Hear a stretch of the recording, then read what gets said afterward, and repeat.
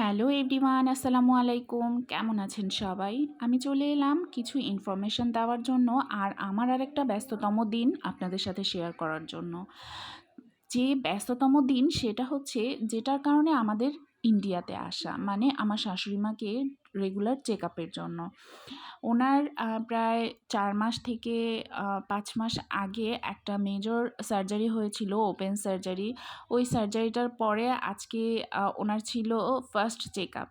তো এটার জন্য আমাদের হচ্ছে সিএমসি হসপিটালে আসা, মানে ভেলোরে আসা। তো আমরা এখন চলে যাচ্ছি। এই যে লাইনটা দেখতে পাচ্ছেন, এই লাইনটা সম্পর্কে আপনাদেরকে কিছু বলে রাখি। এটা হচ্ছে একটা বাস ট্রান্সপোর্টের লাইন।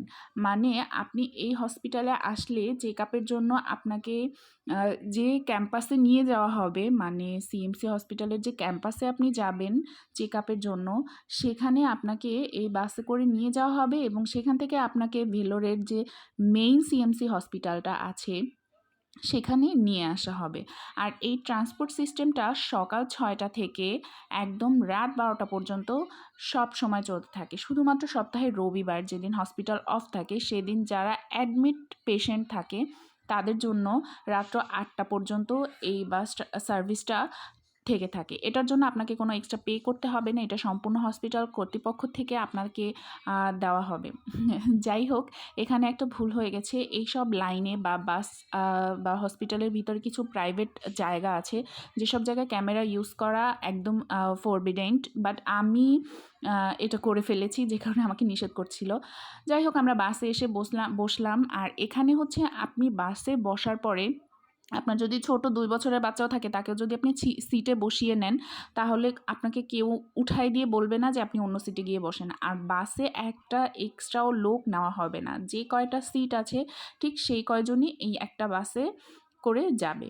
আর যাই হোক, আর যদি কোনো বেশি এমার্জেন্সি পেশেন্ট থাকে, যদি মনে করে যে না ওই পেশেন্টটার ২টা সিট লাগবে, সে আরামে শুয়ে বা বসে যাবে, তাহলে সেটাও আপনি করতে পারবেন। এই দিক থেকে এই হসপিটালটা আমার কাছে মানে আরেকটা কারণ যেটার কারণে খুব ভালো লাগে।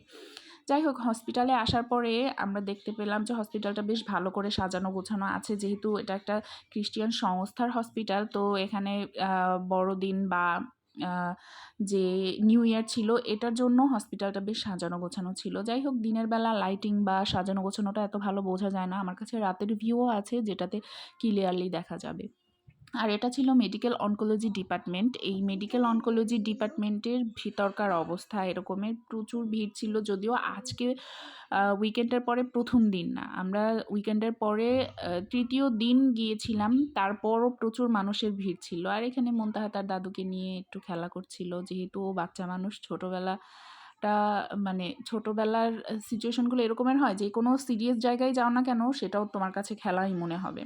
তো ও সেইটা এনজয় করছে। যাই হোক, আমরা এখানে অনেকক্ষণ সময় লেগেছিল আমাদের, বলতে গেলে আজকে পুরোটা দিনই মা একদম ভোর বেলা ৫টা থেকে শুরু করে আমরা একদম রাত্র ৮টা পর্যন্ত হসপিটালেই কেটে গিয়েছে। তো সারাটা দিনই আমাদের অনেক ধকল গিয়েছে, খেয়ে না খেয়ে বসে থাকতে হয়েছে।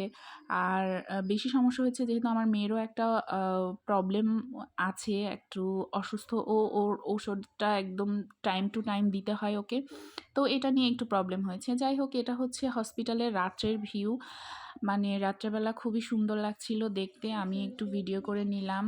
আর এটা হচ্ছে একদম ফ্রন্ট সাইড, মানে এই ব্লক আছে, এই ব্লকের থেকে দাঁড়িয়ে আমি মেইন যে বিল্ডিংটা এটার একটা ভিডিও নেওয়ার চেষ্টা করছিলাম। যদিও এখানেও কিন্তু ভিডিও করাটা নিষেধ ছিল, তারপরও জাস্ট কেউ ছিল না গার্ড, তাই আমি একটু ভিডিও করে নিলাম আপনাদেরকে দেখানোর জন্য।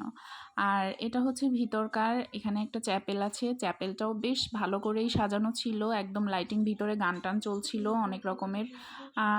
আর এই তো আজকে দিন আমার একটা ব্যস্ততম আপনাদের সাথে শেয়ার করলাম। কেমন লাগলো জানাবেন, আর সবাই আমার ব্লগটাকে শেয়ার করবেন, লাইক এবং কমেন্ট করবেন।